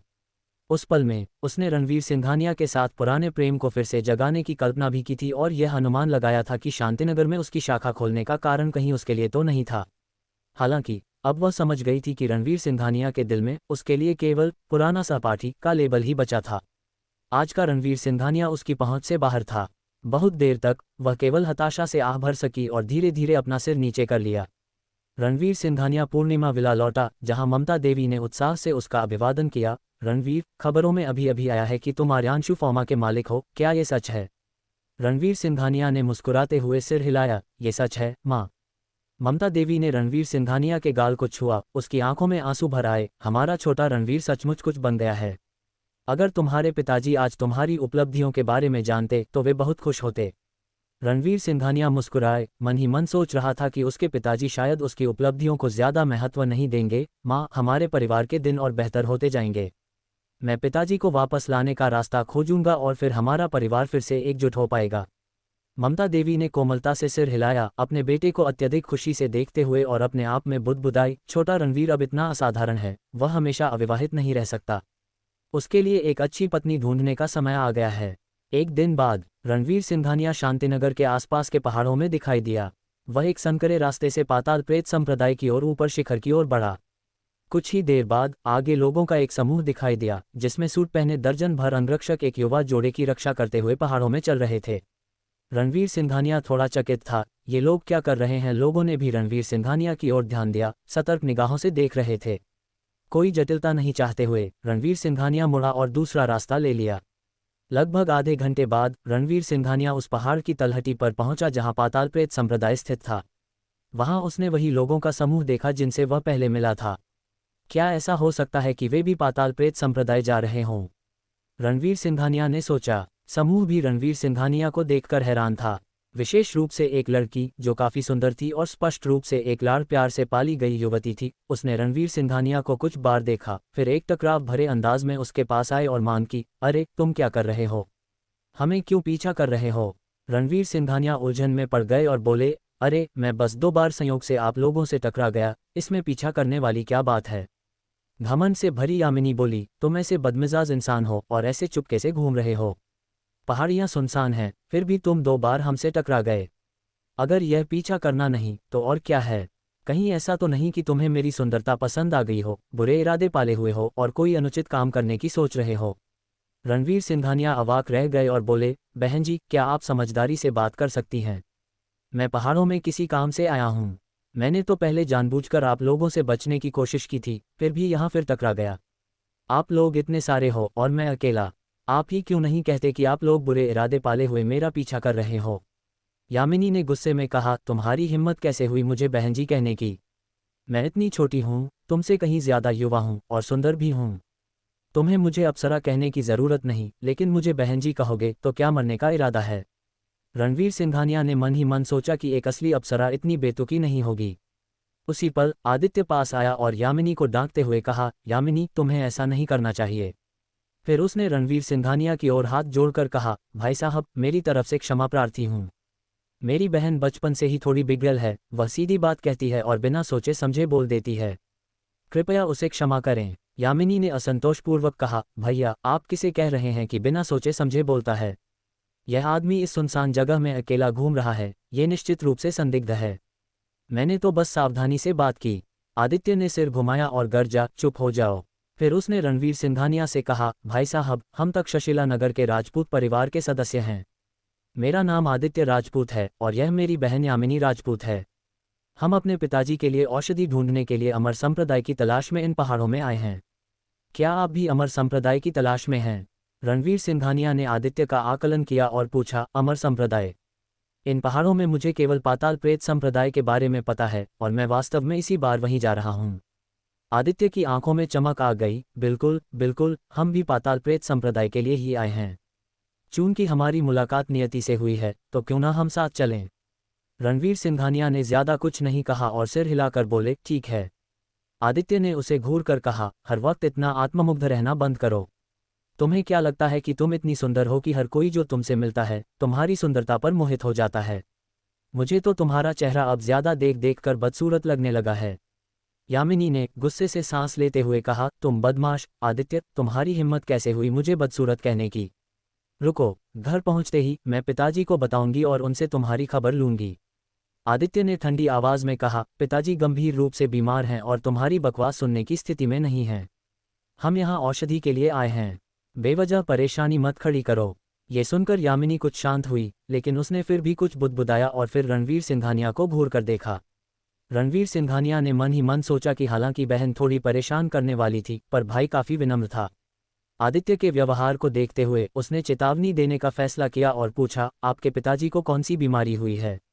आदित्य ने लाचारी भरे स्वर में कहा, हमने कई वैद्यों को दिखाया लेकिन उन्हें भी बीमारी समझ नहीं आई। हम पूरी तरह से लाचार हो चुके थे, इसलिए हमने दूसरों की सलाह मानी और अपने पिताजी को ठीक करने के लिए कुछ दिव्य औषधियां पाने की उम्मीद में अमर संप्रदाय की तलाश में यहाँ आए। रणवीर सिंघानिया ने कहा, यह पाताल प्रेत संप्रदाय कोई अमर संप्रदाय नहीं है, बल्कि एक दुष्ट संप्रदाय है जिसने कई गलत काम किए हैं। यदि आप वहां जाते हैं तो आपको बहुत नुकसान हो सकता है। मेरा सुझाव है कि आप वापस चले जाएं। आदित्य का चेहरा बदल गया, एक दुष्ट संप्रदाय, क्या ये सच है? रणवीर सिंघानिया ने गंभीरता से सिर हिलाया। यामिनी एक तरफ खड़ी होकर मुंह फुलाकर बोली, भैया देखा आपने, इस आदमी के इरादे बिल्कुल अच्छे नहीं हैं। कई लोगों ने कहा है कि इन पहाड़ों में एक अमर संप्रदाय है, फिर भी ये दावा करता है कि यह एक दुष्ट संप्रदाय है। मुझे लगता है कि इसे बस डर है कि हमें अमर संप्रदाय का लाभ मिल जाएगा, इसलिए यह ऐसा कह रहा है। समूह ने पहाड़ों में अपना रास्ता बनाना जारी रखा। काफी देर बाद वे पहाड़ के बीच रास्ते तक पहुंचे और दूर से एक चोटी पर कुछ इमारतें देख सकते थे जो कोहरे में लिपटी हुई थीं और उन्हें वास्तव में एक अमर संप्रदाय का आभास दे रही थीं। यामिनी ने उत्साह से चिल्लाते हुए कहा, भैया जल्दी देखो, ये सचमुच एक अमर संप्रदाय है। इतने दूरस्थ पहाड़ में इतनी सारी संरचनाएं बनाई हैं, कुछ तो चट्टानों पर भी। अगर यह अमर संप्रदाय नहीं है तो और क्या है? उसने रणवीर सिंघानिया की ओर मुड़कर एक गर्व भरी नजर डाली, विजयी भाव से सोचते हुए, यह आदमी बस द्वेषपूर्ण है, हमें ये कहकर धोखा दे रहा है कि यह पाताल प्रेत संप्रदाय है, एक दुष्ट संप्रदाय है। भला एक दुष्ट संप्रदाय कब से अमर शक्ति से भरा हुआ लगता है? आदित्य भी कुछ हद तक उत्साहित था, अगर यह सचमुच एक अमर संप्रदाय है तो पिताजी का इलाज संभव हो सकता है। रणवीर सिंघानिया ने मन ही मन सिर हिलाया, सोचते हुए कि पाताल प्रेत संप्रदाय एक चोटी पर बना था जो प्राकृतिक कोहरे से घिरा था और केवल इसी कारण से इसे अमर संप्रदाय मान लेना काफी भोलापन था। वे चोटी की ओर अपना चढ़ाई जारी रखे हुए थे और जल्द ही एक चौड़ी सीढ़ी पर पहुंचे जो सीधे पाताल प्रेत संप्रदाय की ओर जाती थी। उसी क्षण काले कपड़े पहने लोगों के एक समूह ने उन्हें तेजी से घेर लिया, उनमें से हर एक से एक भयावह आभा निकल रही थी। रणवीर सिंघानिया को लगा कि ये सभी लोग आंतरिक शक्ति के गुरु थे और उनमें से जो मुखिया था वह महागुरु पद तक पहुंच चुका था। तुम लोग यहाँ क्या कर रहे हो? मुखिया ने पूछा। आदित्य ने तुरंत उत्तर दिया, सम्मानित अमर गुरुओं, हम तक्षशिला नगर के राजपूत परिवार के सदस्य हैं। हमारे पिताजी गंभीर रूप से बीमार हैं और चिकित्सा सहायता से परे हैं। ये सुनकर कि इस स्थान पर एक अमर संप्रदाय मौजूद है, हम अमर संप्रदाय से औषधि लेने आए हैं, इस उम्मीद में कि आप हमें एक मौका देंगे। समूह ने एक दूसरे को देखा, फिर हंसे बिना नहीं रह सका। संरक्षक संजू की एक रहस्यमयी गुरु के हाथों हुई मौत पिछले कुछ दिनों से पाताल प्रेत संप्रदाय में चर्चा का विषय बनी हुई थी। संप्रदाय प्रमुख अपनी साधना के एक महत्वपूर्ण मोड़ पर थे और उन्हें बलिदानों की आवश्यकता थी। संरक्षक संजू द्वारा लाए गए बंदियों के भाग जाने से संप्रदाय प्रमुख क्रोधित हो गए थे और तब से संप्रदाय में सभी के लिए मुश्किल समय था। और अब उनके सामने मौजूद एक दर्जन या उससे ज्यादा लोग संप्रदाय प्रमुख को आवश्यक बलिदान पीड़ितों की संख्या पूरी कर सकते थे। मुखिया ने उपहास भरी मुस्कान के साथ कहा, अमर संप्रदाय, हाँ तो तुम सच में सही जगह आए हो, मेरे पीछे आओ। आदित्य उत्साहित दिखते हुए काले कपड़े पहने लोगों के पीछे पीछे समूह को ऊपरी पहुंच की ओर ले गया। यामिनी ने रणवीर सिंघानिया की ओर मुड़कर तिरस्कारपूर्ण भाव से देखा। उन्होंने खुद मान लिया कि यह एक अमर संप्रदाय है, और फिर भी तुमने मुझे और मेरे भैया को बेवकूफ़ बनाने की कोशिश की, जो सचमुच हास्यास्पद है। रणवीर सिंघानिया क्रोध से हंसे बिना न रह सके, मन ही मन सोचने लगे कि तुम लोग सच में इतने भोले हो कि जो कोई कुछ भी कह दे उस पर विश्वास कर लेते हो, यह नहीं जानते कि अगले पल भी तुम ऐसे ही इतरा पाओगे या नहीं। लोगों का एक समूह सीढ़ियों से उतरकर एक विशाल चौक के किनारे पहुंचा। वहां लकड़ी के कई पिंजरे रखे थे और उनके अंदर बड़ी संख्या में आम लोग बंद थे। ये सभी लोग फटे पुराने वस्त्रों में थे, उनके चेहरे मुरझाए हुए थे और उनकी आंखों में भय और घबराहट साफ दिख रही थी। वे पूरी तरह से निर्जीव लग रहे थे। आदित्य राजपूत और यामिनी राजपूत शुरुआत में उत्सुकता से अपने आसपास का मुआयना कर रहे थे, इस तथाकथित अमर संप्रदाय के बारे में जानने को उत्सुक थे। लेकिन जब उन्होंने उन पिंजरों में बंद लोगों को देखा तो वे हक्के बक्के रह गए। ये क्या कर रहे हैं? ये इतने दयनीय क्यों दिख रहे हैं? यामिनी ने बुदबुदाया। आदित्य के मन में बेचैनी हुई। वह वहीं रुक गया और बोला, हमें अब औषधि की तलाश नहीं है, हम अब जा रहे हैं। कृपया हमें जाने की अनुमति दें आदरणीय अमरजन। सेनापति भैरव ने ठंडी सांस ली। अमर संप्रदाय ऐसी जगह नहीं है जहां तुम अपनी मर्जी से आओ जाओ। जब तुम आ ही गए हो तो तुम्हें जाने की कोई जरूरत नहीं है। उसने एक पिंजरे का दरवाजा खोला और चिल्लाया, अंदर जाओ तुम सब हमारे संप्रदाय प्रमुख की बलि बनोगे, ये तुम्हारा सम्मान है। यामिनी ने भौहें चढ़ाईं, बलि? आखिर यह जगह क्या है? सेनापति भैरव हंस पड़ा। स्वाभाविक रूप से ये वही अमर संप्रदाय है जिसके बारे में तुम बात कर रहे थे। हालांकि हमें अमर बनने के लिए पहले तुम सबकी बलि देनी होगी। यामिनी का चेहरा नाटकीय रूप से बदल गया और उसने स्वाभाविक रूप से रणवीर सिंघानिया की ओर देखा, उसे दोष देते हुए बोली, ये सब तुम्हारी वजह से हुआ है मनहूस। यह पाताल प्रेत संप्रदाय कोई अच्छी जगह नहीं है। रणवीर सिंघानिया, ये युवती सच में लोगों को निशब्द कर रही है। पाताल प्रेत संप्रदाय के कुकर्मों का मुझसे क्या लेना देना? यामिनी ने क्रोधित मुद्रा में उन काले वस्त्रधारियों को घूरते हुए चिल्लाया, तुम पाखंडियों, आज ये युवती न्याय के लिए खड़ी होगी और तुम सबको साफ कर देगी। उसने अपना सिर पीछे मुड़कर अपने अंगरक्षकों को आदेश दिया, जाओ इन्हें पकड़ो। अंगरक्षकों का एक समूह तुरंत हरकत में आने को तैयार हो गया। रणवीर सिंघानिया ने दूसरी ओर चुपचाप सिर हिलाया। काले वस्त्रधारी सभी मुस्कुराए और फिर तेजी से हरकत में आए और देखते ही देखते 1 दर्जन से ज्यादा अंगरक्षकों को जमीन पर गिरा दिया। उनमें से सबसे कमजोर ने भी आंतरिक शक्ति का अल्पसिद्ध स्तर प्राप्त कर लिया था। साधारण अंगरक्षक भला उनका मुकाबला कैसे कर सकते थे। यामिनी हक्का बक्का रह गई। उसे विश्वास नहीं हो रहा था कि उसके परिवार द्वारा बड़ी लागत से प्रशिक्षित किए गए ये अंगरक्षक इतनी आसानी से हार गए थे। सेनापति भैरव ने यामिनी पर नजर डाली और उसकी आंखों में वासना की अग्नि जल उठी। ये युवती काफी खूबसूरत है। संप्रदाय प्रमुख आजकल खराब मूड में हैं और हम सभी किनारे पर हैं। आज क्यों न हम इस युवती के साथ मौज मस्ती करें, क्या कहते हो? काले वस्त्रधारी पुरुषों का समूह तुरंत उत्तेजित हो गया और उनकी नजरें यामिनी के शरीर पर मंडराने लगीं। यामिनी भय से पीली पड़ गई और पूरी तरह कांप उठी। इस भयानक जगह आने पर वह बहुत पछता रही थी। आदित्य राजपूत का चेहरा गंभीर हो गया और उसने जल्दी से विनती की, बड़े भाई, हमने कोई अपराध नहीं किया है, कृपया मेरी बहन को बख्श दें। हमारे राजपूत परिवार का तक्षशिला नगर में अच्छा प्रभाव है। जब तक आप हमें जाने देंगे, हम आपको जितना चाहें उतना धन देंगे। सेनापति भैरव ने उपहास करते हुए कहा, हालांकि पाताल प्रेत संप्रदाय कोई अमर संप्रदाय नहीं है, लेकिन हम बहुत पहले से ही सांसारिक जरूरतों से परे हो गए हैं। तुम्हारे पास कितना भी धन क्यों न हो, वह हमारी रुचि नहीं जगा सकता। इस लड़की को पकड़ो और चलो सब मिलकर मौज मस्ती करें। आदित्य राजपूत तुरंत यामिनी के सामने आ खड़ा हुआ, मेरी बहन को हाथ मत लगाना। ये देखकर सेनापति भैरव ने आदित्य राजपूत के चेहरे पर थप्पड़ मारने के लिए हाथ उठाया, मेरे रास्ते से हट जाओ। जैसे ही उसकी हथेली आदित्य राजपूत के चेहरे पर पड़ने वाली थी, रणवीर सिंघानिया ने हस्तक्षेप किया और सेनापति भैरव को रोक दिया। आदित्य राजपूत ने सोचा था कि उसे थप्पड़ मारकर हटा दिया जाएगा, लेकिन रणवीर सिंघानिया को बीच में आते देख वह कुछ हैरान दिखा और जल्दी से बोला, भाई रणवीर सिंघानिया, ये हमारी ही गलती है कि हम अज्ञानी थे और आपकी बात नहीं सुनी, जिसके परिणामस्वरूप हम इन दुष्टों के चंगुल में फंस गए। अब जब हम सभी बड़े खतरे में हैं, तो आपको मेरे साथ परेशान होने की जरूरत नहीं है। रणवीर सिंघानिया मुस्कराए और बोले, बड़ा खतरा? इतने निराशावादी मत बनो। मैं जानता था कि पाताल प्रेत एक विधर्मी पंथ का हिस्सा था और फिर भी यहाँ आया। तुमने कभी खुद से यह नहीं पूछा कि किस लिए? आदित्य राजपूत चौंक गया, उसका चेहरा भ्रमित हो गया। उसने सचमुच इस बात पर ध्यान नहीं दिया था और जल्दी से पूछा, हाँ भाई रणवीर सिंघानिया, ये जानते हुए कि पाताल प्रेत एक दुष्ट संप्रदाय है, आप फिर भी हमारे साथ क्यों आए? रणवीर सिंघानिया मुस्कराए, मैं इन विधर्मी पंथों का नाश करने आया हूँ। आदित्य राजपूत पूरी तरह से चकित रह गया। सेनापति भैरव ने रणवीर सिंघानिया को सुनकर उपहास किया, तुम अकेले? क्या तुमने नकली शराब पी रखी है? फिर उसने रणवीर सिंघानिया पर एक मुक्का मारा। इस उद्दंड युवक को हमेशा के लिए निपटाने का इरादा था। रणवीर सिंघानिया अचानक एक भयावह आभा के साथ फट पड़े, महागुरु को दूर धकेल दिया। बाकी काले वस्त्रधारियों ने ये देखकर सभी ने अपने चेहरे बदल लिए और रणवीर सिंघानिया पर हमला कर दिया। रणवीर सिंघानिया ने आत्मिक शक्ति से संघनित एक प्राण खड्ग छोड़ा, जो उन काले वस्त्रधारियों पर छा गया। पलक झपकते ही ये सभी पुरुष निश्चेष्ट होकर जमीन पर गिर पड़े। आदित्य राजपूत और यामिनी राजपूत दोनों भाई बहन इस दृश्य से स्तब्ध रह गए। यामिनी का मुंह खुला का खुला रह गया, कितना शानदार! पिंजरों में फंसे लोग भी सदमे में थे। वे इन लोगों को नीचा देख रहे थे, उन्हें जाल में फंसने वाले मूर्ख समझ रहे थे, लेकिन अब रणवीर सिंघानिया ने उन्हें आशा की एक किरण दी और कई लोगों की आंखों में आंसू आ गए। हम बच गए, हम बच गए। काले वस्त्रधारियों से निपटने के बाद रणवीर सिंघानिया तेजी से चौक के केंद्र में चले गए और अपनी आत्मिक शक्ति को बढ़ाकर जोर से चिल्लाए, पाताल प्रेत के दरिंदों, बाहर आओ और अपने अंत का सामना करो। पिंजरों में बंद लोग अपने कान ढंकने लगे।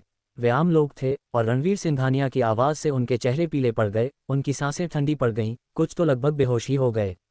आदित्य राजपूत ने मुश्किल से निगला रणवीर सिंघानिया की आकृति को घूरते हुए बुदबुदाया, ये तो एक अमर की शक्ति है।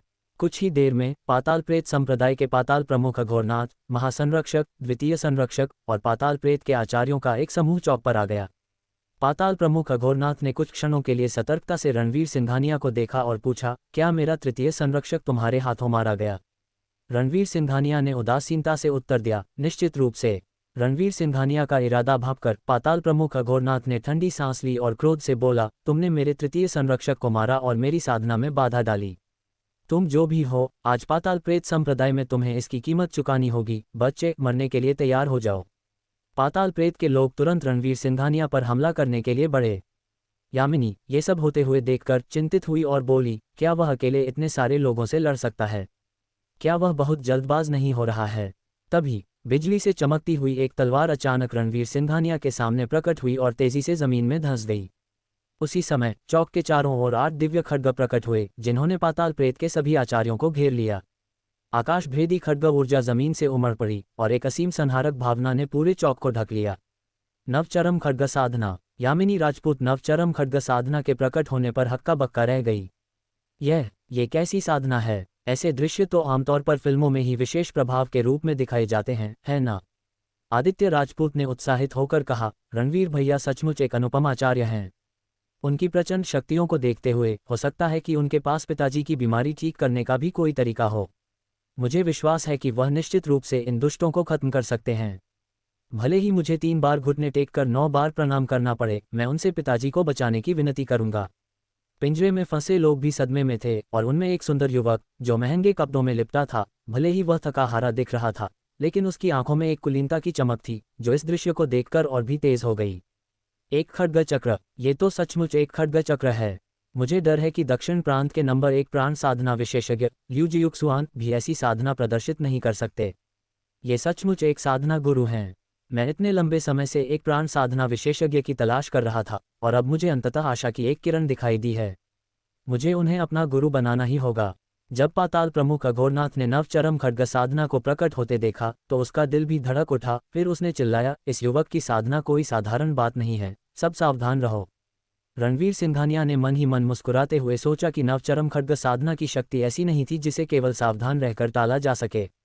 फिर साधना के भीतर की खड्ग ऊर्जा अदम्य गति से पाताल प्रेत संप्रदाय के लोगों की ओर उड़ चली।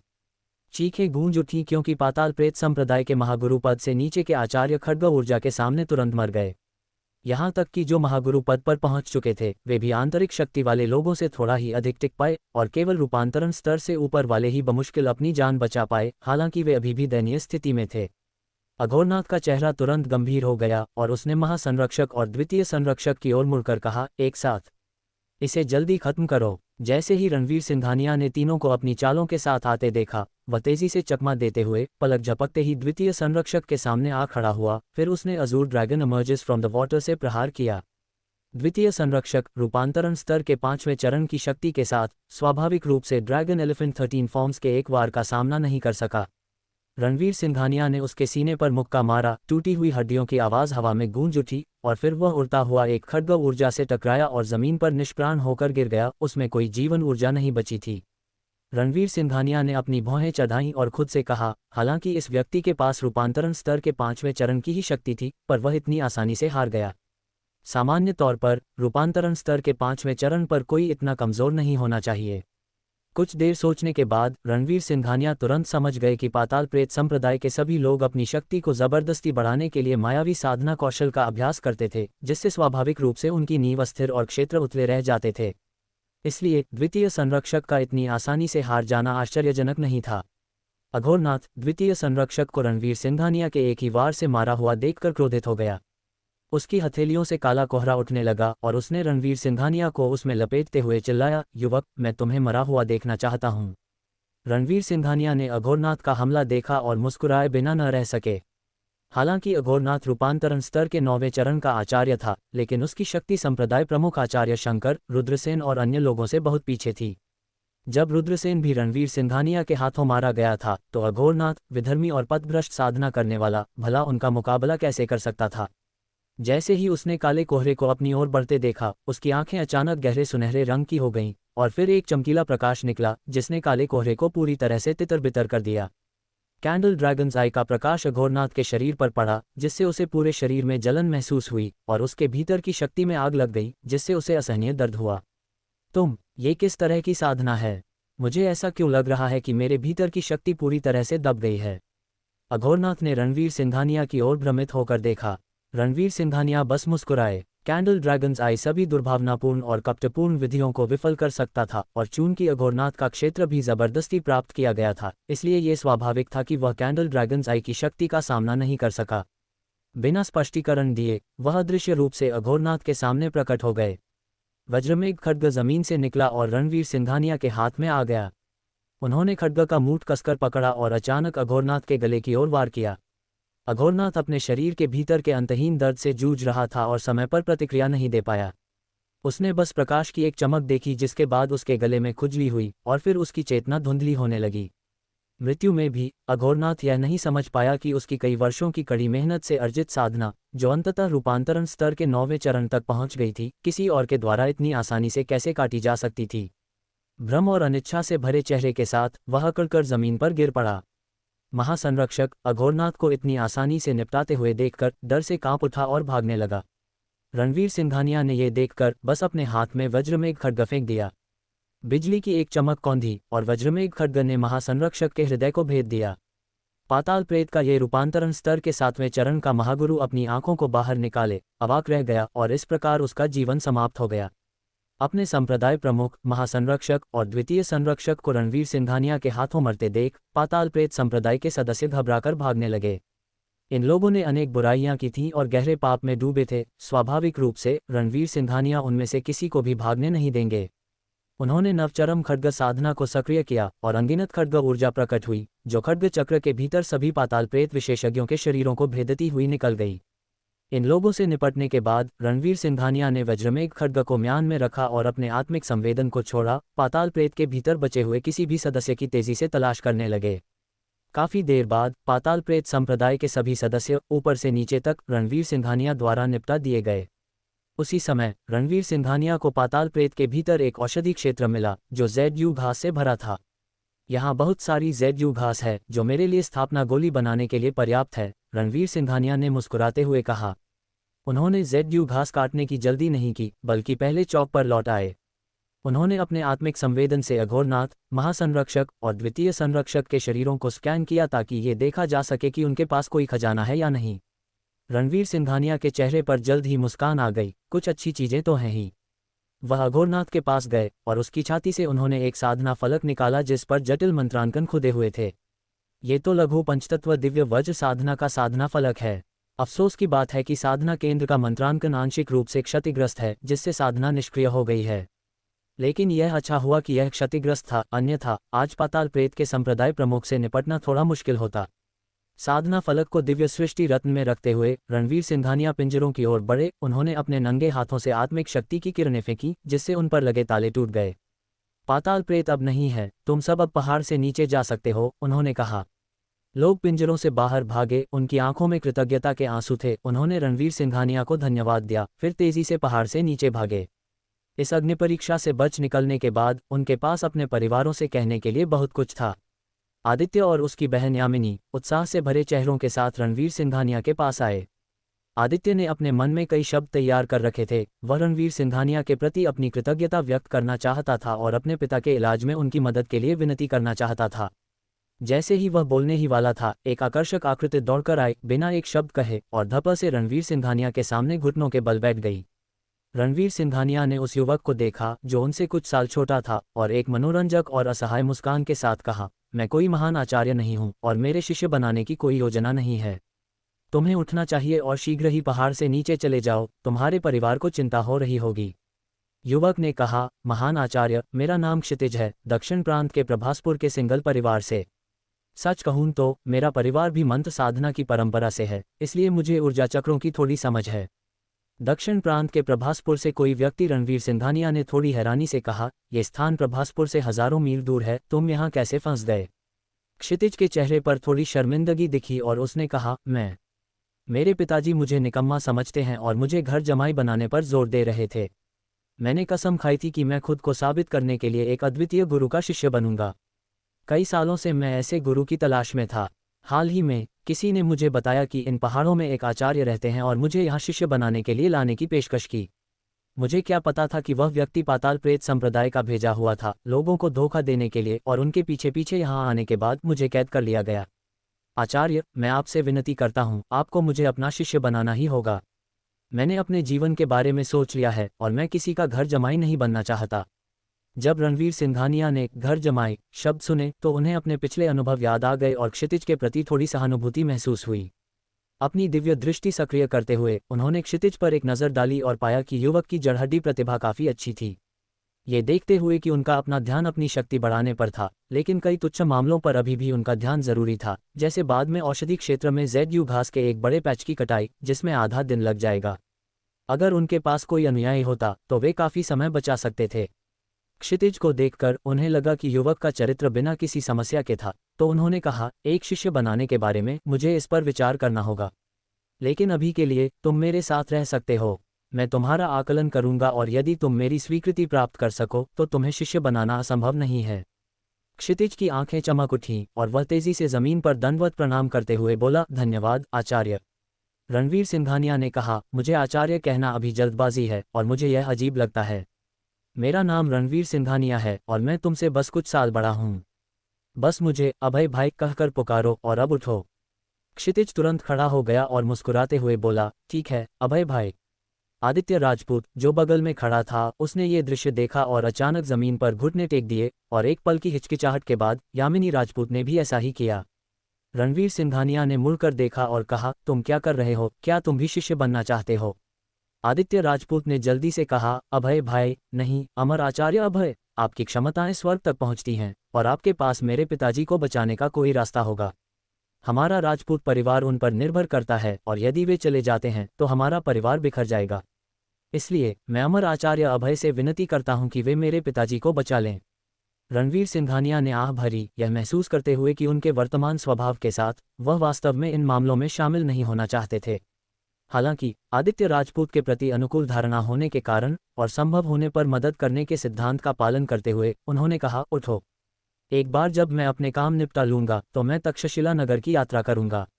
आदित्य राजपूत के चेहरे पर कृतज्ञता भरी थी। उन्होंने रणवीर सिंघानिया को कई बार दंडवत प्रणाम किया, फिर यामिनी के सिर पर दबाव डाला, किस बात का इंतजार कर रही हो, जल्दी करो और अमर आचार्य अभय को दंडवत प्रणाम करो। रणवीर सिंघानिया ने उस घमंडी युवती को दयनीय तरीके से अपना सिर झुकाते देखा और मन ही मन सोचा कि किसी को भी बहुत घमंडी नहीं होना चाहिए, अन्यथा भुगतना खुद को ही पड़ेगा। आदित्य राजपूत खड़ा हुआ, मुस्कुराया और बोला, अमर आचार्य अभय, मैं जानता हूं कि आपकी क्षमता का व्यक्ति धन को ज्यादा महत्व नहीं देते होंगे। हालांकि हमारे परिवार में एक पैतृक दिव्य रत्न कुंभ है, जिसके बारे में कहा जाता है कि यह एक जादुई वस्तु है जिसमें एक दिव्य खड्ग समाहित है। हम में से कोई भी राजपूत परिवार में इसका उपयोग करना नहीं जानता, लेकिन शायद अमर आचार्य अभय इसके रहस्यों को उजागर कर सकें। मैं अपने पिताजी से आपको ये दिव्य रत्न कुंभ भेजने के लिए कहूंगा। रणवीर सिंघानिया की आंखें चमक उठीं, क्योंकि उन्होंने सोचा, इस विवरण के आधार पर क्या ये खड्ग पोषण कुंभ हो सकता है। उन्होंने अपनी गंभीरता बनाए रखी, आदित्य राजपूत को सिर हिलाया, और अगर वह दिव्य रत्न कुंभ वास्तव में एक खड्ग पोषण कुंभ था तो जैसे उन्हें कोई खजाना मिल गया होगा। आदित्य राजपूत ने आगे कहा, एक दिव्य रत्न कुंभ हमारी ईमानदारी व्यक्त करने के लिए पर्याप्त नहीं है। अमर आचार्य अभय, मेरी बहन अभी भी एक अविवाहित युवती है, क्या कहो तो मैं उसका विवाह आपसे करवा दूं। रणवीर सिंघानिया की आंखें चौड़ी हो गईं और उन्होंने बिना किसी हिचकिचाहट के कहा, तब मैं नहीं जाऊंगा। हवा कुछ सेकंड के लिए थम गई। यामिनी का चेहरा पल भर में काला पड़ गया। आदित्य राजपूत भी अजीब महसूस करने लगे और एक पल के लिए उन्हें समझ नहीं आया कि क्या कहें। क्षितिज जोर से हंस पड़ा, चुप्पी तोड़ते हुए, और यामिनी को कुछ बार देखा, ये सोचते हुए कि यह लड़की अभय से ऐसी प्रतिक्रिया पाने के लिए बहुत अप्रिय होनी चाहिए। यामिनी ने क्षितिज को तीखी नज़र से घूरा लेकिन कुछ कहने की हिम्मत नहीं की। आखिर उसके पिताजी अभी भी रणवीर सिंघानिया के बचाने का इंतजार कर रहे थे। आदित्य राजपूत ने हल्के से खांसा और जल्दी से कहा, बस मजाक कर रहा था, बस मजाक। मेरी बहन कुरूप है, उसका स्वभाव बहुत खराब है और उसमें कोई कौशल नहीं है, निश्चित रूप से अमर आचार्य अभय के लिए उपयुक्त नहीं है। मुझे आशा है कि अमर आचार्य अभय इस बात को दिल पर नहीं लेंगे। रणवीर सिंघानिया ने सिर हिलाया और कहा, ठीक है, मुझे अभी भी यहाँ कुछ काम निपटाने हैं। तुम सब पहाड़ से नीचे चले जाओ, मैं 3 दिनों के भीतर तक्षशिला नगर आऊंगा। ये सुनकर कि रणवीर सिंघानिया 3 दिनों के भीतर तक्षशिला नगर आएंगे, आदित्य राजपूत ने राहत की सांस ली। फिर रणवीर सिंघानिया को अपनी संपर्क जानकारी दी। श्रद्धापूर्वक प्रणाम करते हुए वह नाराज दिख रही यामिनी को पहाड़ से नीचे ले गए। क्षितिज ने रणवीर सिंघानिया से हंसते हुए पूछा, अभय भाई, क्या उस लड़की ने तुम्हें नाराज किया? चिंता मत करो, मैं बहुत सारी सुंदर युवतियों को जानता हूँ, उससे कहीं बेहतर गुणवत्ता वाली। मैं तुम्हें बाद में कुछ से मिलवाऊंगा ताकि वे अभय भाई की अच्छी देखभाल कर सकें। रणवीर सिंघानिया ने क्षितिज को घूर कर पूछा, क्या अब मेरा शिष्य नहीं बनना चाहते? क्षितिज का चेहरा बदल गया और वह तुरंत ईमानदारी से बोला, मैं गलत था अभय। रणवीर सिंघानिया मुस्कुराए और बोले, मेरे दिल में पहले से ही कोई है, भविष्य में इस तरह के मजाक मत करना। क्षितिज ने जल्दी से सिर हिलाया और कहा, भाभी माँ देवदूत जितनी सुंदर, मनमोहक और बेमिसाल होंगी। आप और भाभी माँ निश्चित रूप से स्वर्ग में बनी जोड़ी हैं। रणवीर सिंघानिया ने बहस नहीं की, मन ही मन सोचा कि यह वास्तव में काफी सही था। स्थापना गोली को यहीं परिष्कृत करने के बारे में सोचते हुए उन्होंने पहले ZU घास काटने का फैसला किया। तो उन्होंने क्षितिज के कंधे पर थपथपाया, थोड़ा चिढ़ाते हुए पूछा, अभी तुम्हारे लिए एक चुनौती इंतजार कर रही है, क्या तुम तैयार हो? क्षितिज की आंखें चमक उठीं, उसने अपनी छाती फुलाकर आत्मविश्वास से कहा, रणवीर, निश्चिंत रहिए, मेरा संकल्प अटल है, मेरा हृदय दृढ़ है, मुझे किसी भी तूफान का डर नहीं, चाहे आप मेरे सामने कितनी भी कठिन या भयावह परीक्षाएं क्यों न रखें, मुझे जरा भी भय नहीं होगा। रणवीर सिंघानिया ने मुस्कुराते हुए कहा, तुम्हारी इन बातों से मुझे शांति मिली। मेरे पीछे आओ। दोनों एक साथ औषधि क्षेत्र की ओर चल पड़े। क्षितिज को एक अपार उत्साह और प्रत्याशा महसूस हुई, जिसमें थोड़ी घबराहट भी थी। मुझे आश्चर्य है कि रणवीर ने मेरे लिए किस तरह की परीक्षा की व्यवस्था की है, लेकिन रणवीर की असाधारण क्षमताओं को देखते हुए मैं कल्पना कर सकता हूं कि यह साधारण नहीं होगी और यह मेरी पहली परीक्षा है, इसलिए मुझे उन कष्टों और यातनाओं को सहना पड़ सकता है जो अधिकतर लोग कल्पना भी नहीं कर सकते। लेकिन मैं तैयार हूं, शिष्य बनने के लिए मैं किसी भी कठिनाई को सहन कर सकता हूं। जल्द ही वे औषधि क्षेत्र में पहुंच गए। रणवीर सिंघानिया ने सामने ZU घास के एक बड़े पैच की ओर इशारा किया और कहा, ये तुम्हारी परीक्षा है। क्षितिज अपने सामने अनजाने पौधों के विशाल विस्तार को देखते हुए थोड़ा सिर हिलाया और कहा, इन पौधों में निश्चित रूप से भयानक विष होगा, या शायद ये भयानक नरभक्षी फूल हैं। रणवीर, मुझे बताओ, क्या तुम चाहते हो कि मैं स्वयं विष का परीक्षण करूं, या नरभक्षी फूलों से 300 बार युद्ध करूं? रणवीर सिंघानिया ने क्षितिज को एक अजीब नज़र से देखा और कहा, यह सिर्फ एक प्रकार की औषधीय जड़ी बूटी है। मुझे इनकी कटाई में तुम्हारी मदद चाहिए, ये मेरे रसायन साधना के लिए हैं। क्षितिज हक्का बक्का रह गया, बस इतना ही? तो तुम और क्या उम्मीद कर रहे थे? थोड़ा शर्मिंदा हुआ क्षितिज ने गला खखारते हुए कहा, तो फिर मैं काटने लगता हूं। उसके बाद उसे पास ही एक हंसिया मिला और वह चुपचाप ZU घास काटने लगा। ये परीक्षा देखने में सरल लग सकती है, लेकिन ये गहन रूप से सार्थक है। रणवीर निश्चित रूप से इस कार्य के माध्यम से मेरे चरित्र का अवलोकन कर रहे हैं। ऐसा परीक्षण सबसे कठिन होता है। रणवीर वास्तव में एक अद्वितीय विशेषज्ञ हैं, जो प्रशंसा के पात्र हैं। मुझे इन जड़ी बूटियों को शानदार ढंग से काटना होगा, तभी मुझे रणवीर का अनुमोदन प्राप्त होगा। क्षितिज ने अभ्यासपूर्ण सटीकता के साथ कटाई की, बीच बीच में मुद्राएं बनाता रहा, यहाँ तक कि एक पेशेवर मुस्कान भी बिखेर रहा था। क्षितिज को ZU घास काटते हुए देखकर रणवीर सिंघानिया ने मन ही मन सोचा कि यह युवक निश्चित रूप से परिश्रमी है, फिर भी काम करते समय उसकी मुद्राएं बनाने की प्रवृत्ति कुछ अजीब थी। क्या वह भी आत्ममुग्ध व्यक्ति है?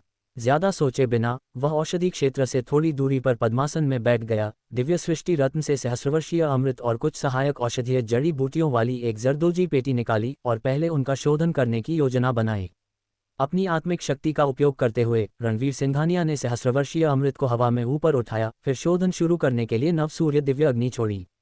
क्षितिज, जो अभी भी ZU घास काट रहा था, इस अद्भुत दृश्य का साक्षी बना और आश्चर्य से मुंह खुला रह गया। यह अमर स्तरीय कौशल है, अमर स्तरीय कौशल। मैं जानता था कि रणवीर कोई साधारण व्यक्ति नहीं है, यहाँ तक कि उनका मुझसे जड़ी बूटियां काटने का अनुरोध भी उतना सरल नहीं है जितना लगता है। मुझे उन्हें अच्छी तरह काटना होगा, शायद ये साधना का ही एक हिस्सा है। इसी विचार के साथ उसने अपनी कटाई की गति बढ़ा दी।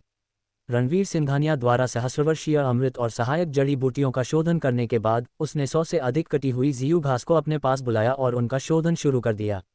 लगभग 2 घंटे बाद क्षितिज ने औषधि क्षेत्र में ZU घास का लगभग 1/3 हिस्सा काट लिया था और थकान से हाँफ रहा था।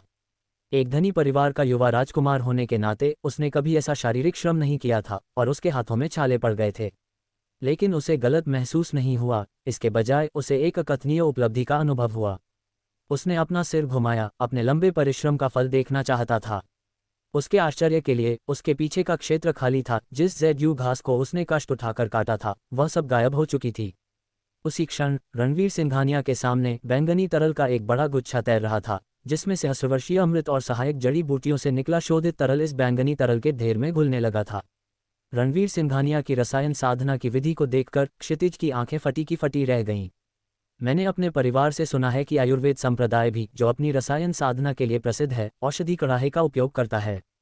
फिर भी यहाँ रणवीर हैं जो हवा में शोधन कर रहे हैं, ऐसा कुछ पहले कभी नहीं सुना गया। इस बार लगता है मैं किसी बड़ी हस्ती के सहारे चिपक गया हूँ। उसने जरा भी झिझक नहीं की और हंसिया से ZU घास काटना जारी रखा। रणवीर सिंघानिया का शोधन 1 दिन और 1 रात तक चला।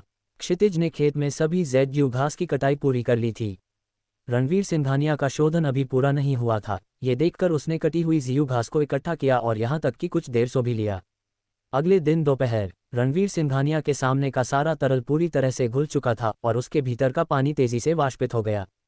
उसके बाद एक समृद्ध औषधीय सुगंध निकली जो पूरे क्षेत्र में फैल गई, क्योंकि रणवीर सिंघानिया के सामने सैकड़ों अमृत आकार ले रहे थे। क्षितिज, जो ऊँघ रहा था, इस सुगंध को सूंघते ही तुरंत सतर्क हो गया। उसने कल से कुछ नहीं खाया था और पहले से ही इतना भूखा था कि उसमें शक्ति नहीं बची थी, लेकिन अभी अभी औषधीय सुगंध की कुछ सांसें लेने के बाद उसे वास्तव में अपनी कुछ शक्ति लौटती महसूस हुई। रणवीर सिंघानिया ने कई दिव्य रत्न बोतलें निकाली और उन्हें अपने सामने के अमृत से भर दिया। उसके चेहरे पर एक मुस्कान आ गई। सैकड़ों स्थापना गोलियां, यह मेरे स्तर को पूरी तरह से स्थिर कर देगा, उसने सोचा। ऐसा सोचते हुए उसने 1 दर्जन या उससे अधिक स्थापना गोलियां निकाली और उन सभी को अपने मुंह में डाल लिया। उसके अंगों और हड्डियों में शुद्धता की धाराएं बहने लगीं और उसने महसूस किया कि उसके शरीर के भीतर की हल्की शक्ति धीरे धीरे स्थिर हो रही है। इस दर से उसे भेदन का प्रयास करने में ज्यादा समय नहीं लगेगा। क्षितिज ने रणवीर सिंघानिया को स्थापना गोलियां खाते देखा। उसकी अपनी लार लगातार निगल रही थी। रणवीर सिंघानिया मुड़ा और उसकी ओर देखकर मुस्कुराते हुए पूछा, भूखे हो? क्षितिज ने तुरंत सिर हिलाया। रणवीर सिंघानिया ने एक स्थापना गोली निकाली और उसे देते हुए कहा, इसे खाओ। क्षितिज ने उसे लिया, छोटी गोली को ध्यान से देखा, ये सोचकर कि रणवीर उसके साथ मजाक कर रहे थे। भले ही यह एक चमत्कारिक औषधि थी, लेकिन इससे उसका पेट नहीं भरता। उसे इसके बजाय भुना हुआ मुर्गा ज्यादा पसंद होता। इसी विचार के साथ उसने स्थापना गोली को अपने मुंह में डाल लिया। एक पल में क्षितिज की आंखें फटी की फटी रह गईं। उसने केवल शक्तिशाली ऊर्जाओं को अपने शरीर में भरते हुए महसूस किया, जिससे उसकी नाड़ियां रूपांतरित होने लगीं।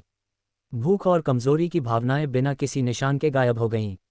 वह शक्ति से भरा हुआ महसूस कर रहा था, मानो वह एक मुक्के से शायद एक गाय को मार सकता था। यह एहसास अद्भुत है, क्षितिज ने चिल्लाया। रणवीर सिंघानिया ने कहा, इस गोली को स्थापना गोली कहा जाता है और इसका प्रभाव नींव को मजबूत करने और मूल को विकसित करने का है। यहाँ तक कि एक साधारण व्यक्ति भी इसे लेने पर अपने शरीर के लिए एक ठोस नींव रख देगा। इसे ZU घास की कटाई के लिए तुम्हारा पुरस्कार समझो। क्षितिज तुरंत भावुक होकर उसकी आंखों में आंसू आ गए। उसने रणवीर सिंघानिया की ओर देखते हुए कहा, रणवीर, आप मेरे लिए बहुत अच्छे हो। देर हो रही है, हमें पहाड़ से नीचे उतरना चाहिए। रणवीर सिंघानिया ने मुड़कर बंधी हुई ZU घास की ओर जाते हुए कहा। सबसे पहले उसने ZU घास का एक डंठल निकाला और उसे दिव्य सृष्टि रत्न के अंदर रख दिया। एक बार जब उसने पुष्टि कर ली कि दिव्य सृष्टि रत्न ने उसके प्रभाव को अवशोषित नहीं किया, तो उसने स्वयं से कहा, ऐसा लगता है कि एक ही सहस्रवर्षीय अमृत ने दिव्य सृष्टि रत्न को तृप्त कर दिया है। यह अब अन्य जड़ी बूटियों का औषधीय सार अवशोषित नहीं करेगा। क्षितिज पास आया और पूछा, रणवीर, क्या हम ये सभी औषधीय जड़ी बूटियां पहाड़ से नीचे ले जा रहे हैं? रणवीर सिंघानिया ने उत्तर दिया, 1 दर्जन या उससे अधिक बंडल काफी होंगे। बाकी को नष्ट किया जा सकता है। दूसरों को ZU घास का उपयोग मनमोहक गोलियां बनाने के लिए करने से रोकने के लिए बची हुई ZU घास को स्पष्ट रूप से पीछे नहीं छोड़ा जा सकता था।